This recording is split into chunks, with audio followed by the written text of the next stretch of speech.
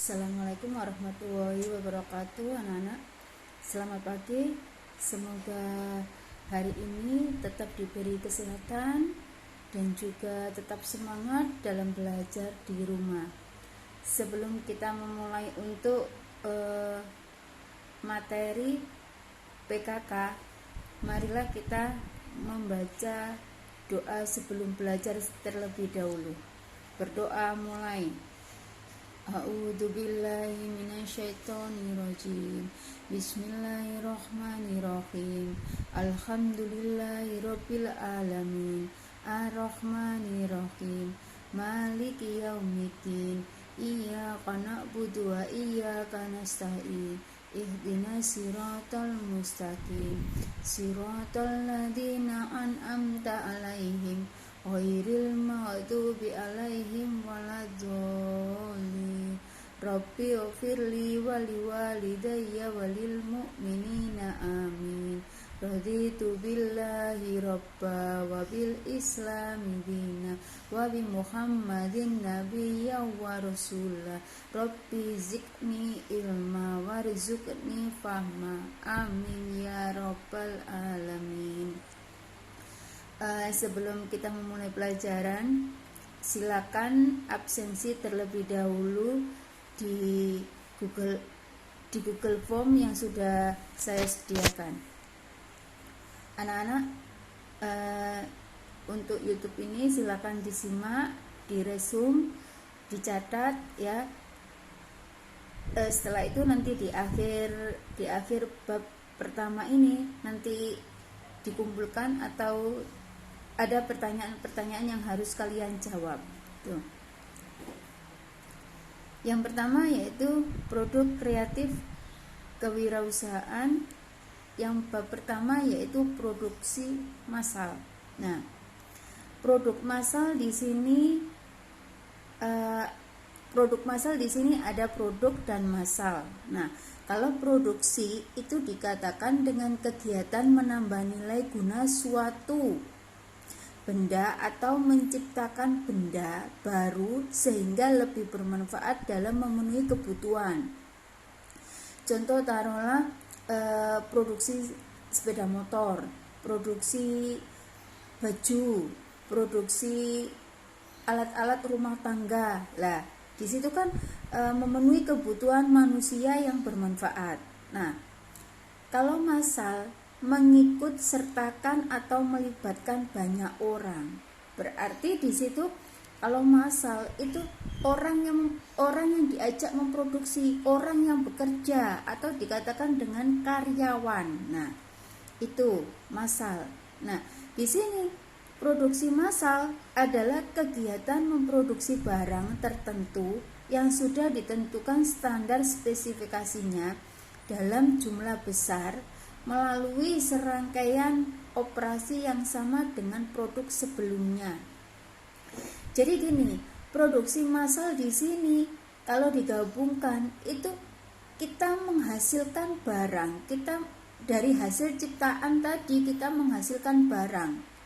Nah, dari menghasilkan barang itu tidak hanya membutuhkan 1-2 orang, tetapi di situ banyak. Lah, contoh taruhlah saja tadi yang saya katakan pada pabrik sepeda motor atau pabrik mie sedap kalau di sini, atau pabrik semen atau pabrik petro. Nah, di situ tidak hanya membutuhkan 1-2 orang, tetapi di situ ribuan orang. Nah, yang dikatakan produksi massal di situ makanya yang dikatakan produksi massal di situ, makanya kenapa kok banyak orang? Ya karena memang kita membutuhkan banyak orang untuk membantu untuk memproduksi barang yang kita produksi, kita ciptakan tadi. Tuh, ya. Terus yang kedua, ciri-ciri produksi massal.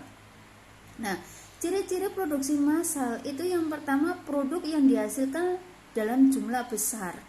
Nah, contoh taruhlah semen Gresik. Nah, di situ kita kan melihatnya tidak hanya jumlah kecil, tetapi di situ jumlah besar yang dihasilkan, gitu loh. Biaya per unit rendah. Karena apa? Karena orang membelinya itu tidak eceran, tetapi di situ dalam dalam jumlah yang besar, dalam jumlah yang ribuan, makanya per unit biayanya rendah. Nah, bertujuan menguasai pasar. Nah, sekarang contoh taruhlah kita lihat juga produksi mie sedap. Nah, dia kan menguasai pasar. Karena apa? Di situ banyak sekali banyak sekali orang yang membutuhkan mie, orang yang di situ dikatakan memang kebutuhan utama kan, artinya pengganti kebutuhan pokok atau utama.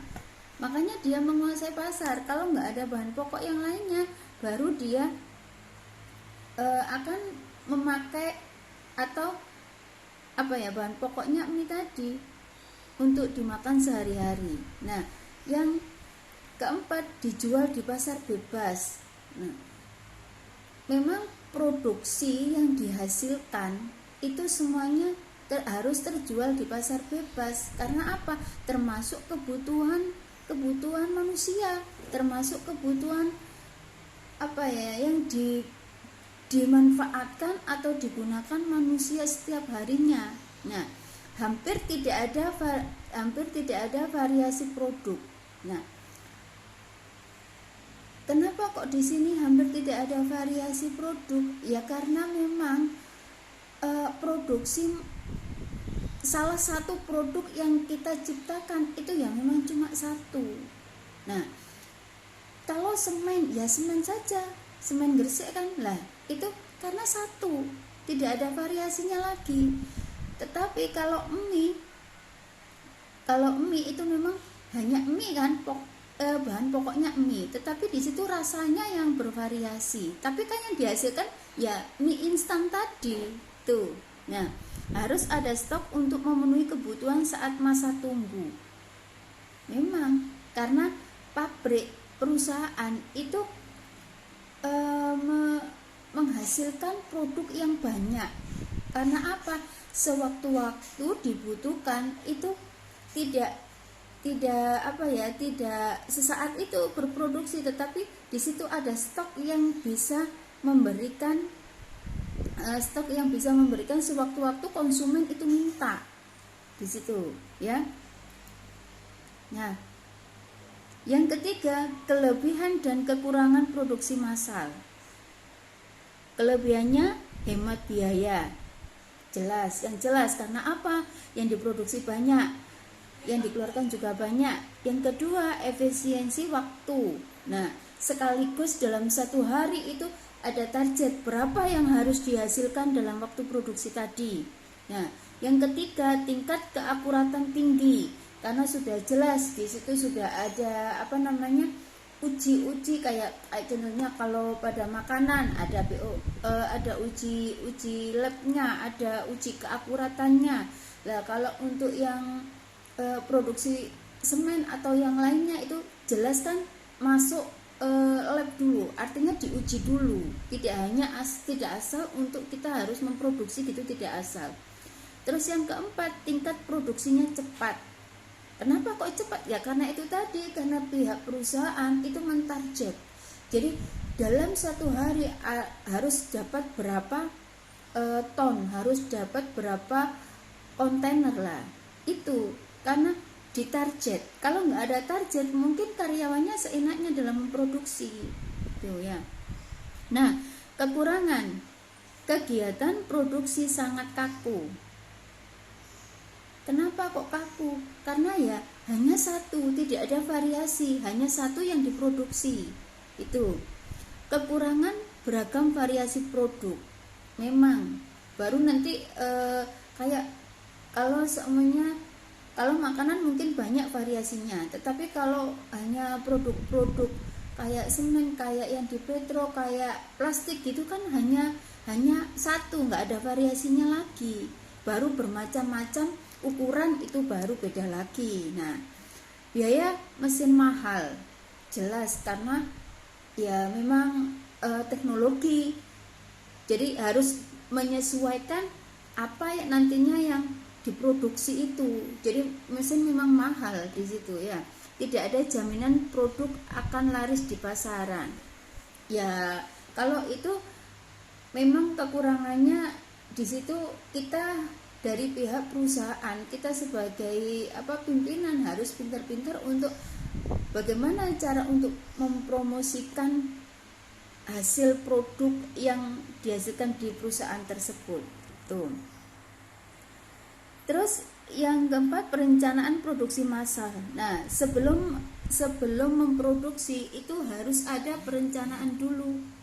Jadi ada perencanaan di mana kita tidak asal memproduksi, tetapi di situ harus ada waktu, ada kapan kita harus memproduksi, apakah itu dari bahan baku sudah ada atau gimana lah. Itu harus ada perencanaan dari pegawainya, gimana, sudah siap apa belum. Nah, tujuannya di sini perencanaan produksi berguna untuk mengarahkan seluruh aktivitas seperti tenaga kerja. Tujuannya meminimalkan biaya serta memaksimalkan keuntungan. Jadi sama-sama ya, di situ ada keuntungan dan ada kerugiannya. Yang kedua, memaksimalkan kepuasan pelanggan. Nah, bagaimana cara kita tahu kalau pelanggan itu puas atau tidak lah? Biasanya dari pihak perusahaan atau dari pihak distributor itu membuat angket. Nah, bagaimana hasil produk dari perusahaan kami itu bisa diterima oleh masyarakat dan merasa puas dengan hasil tersebut. Tuh. Yang ketiga, meminimalkan perubahan nilai produksi. Nah, kenapa kok di situ meminimalkan perubahan nilai produksi? Nah, barangkali kan dari bahan pokok itu biasanya ada juga dari bahan pokok itu kan pada saat tahun pertama itu murah, tetapi pada saat tahun kedua itu mahal lah. Makanya di situ dari kemahalan atau kenaikan harga bahan pokok atau bahan baku itu bagaimana pihak perusahaan itu harus bisa meminimalisir agar suatu produk yang dihasilkan itu harganya tidak melonjak. Itu ya.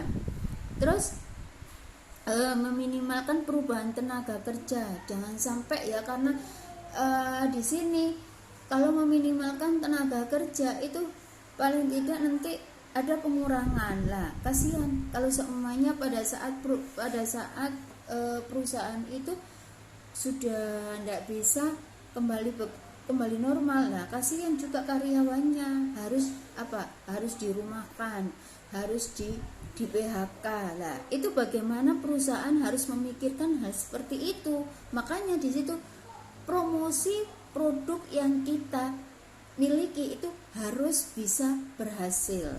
Itu ya. Terus yang kelima, memaksimalkan perlengkapan dan inventaris pabrik. Jelas.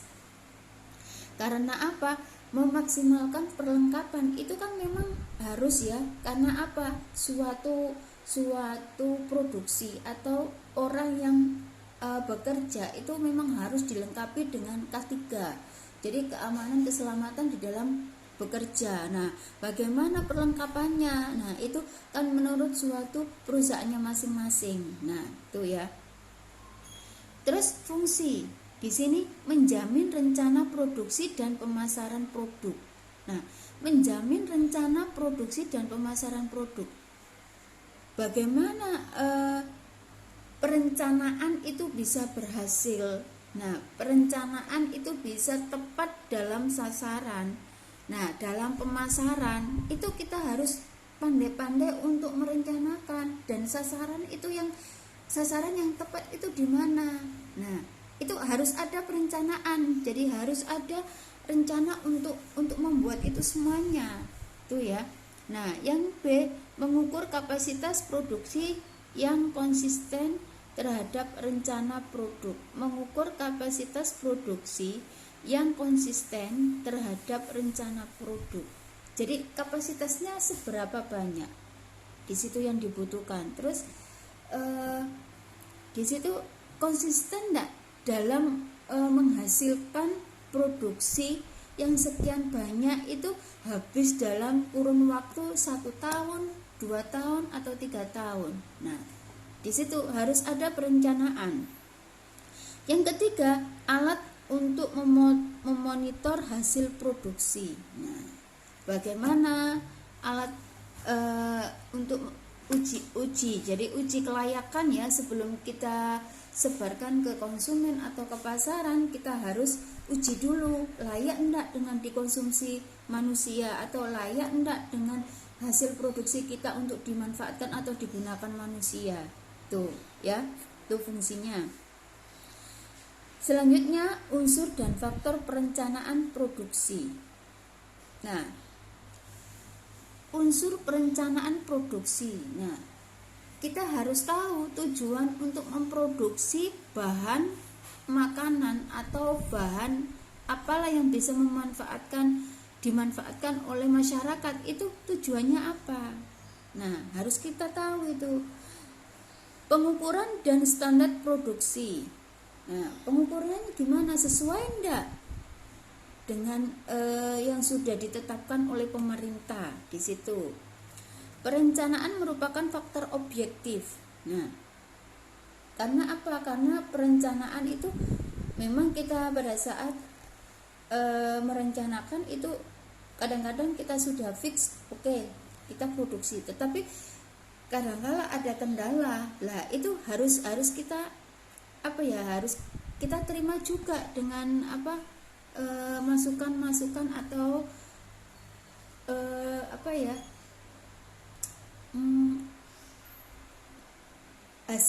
hasil dari diskusi orang lain tuh. Nah, perencanaan harus bisa diukur. Tuh, tahap awal pelaksanaan produksi. Nah, faktor yang berpengaruh terhadap produksi yaitu adanya faktor internal, meliputi kapasitas mesin, sudah cukup enggak, mencukupi enggak di situ untuk memproduksi barang sekian banyaknya, sekian juta, sekian ribu. Nah, itu harus bisa diukur dengan mesin yang ada. Nah, yang kedua, produktivitas tenaga kerja. Nah, bagaimana tenaga kerjanya, pegawainya, mampu enggak untuk dengan adanya peraturan gitu, mampu enggak dia bekerja seperti itu, mampu enggak dengan keadaan yang sudah ditentukan oleh perusahaan, aturan yang sudah ditentukan perusahaan. Nah, kemampuan penggandaan itu. Yang B, faktor eksternal, kebijakan pemerintah, inflasi, bencana alam. Jadi di sini harus diperhatikan juga ya di situ. Dari sini ada yang perlu ditanyakan? Kalau tidak, sekian dulu dari saya. Besok kita lanjutkan lagi. Terima kasih. Assalamualaikum warahmatullahi wabarakatuh.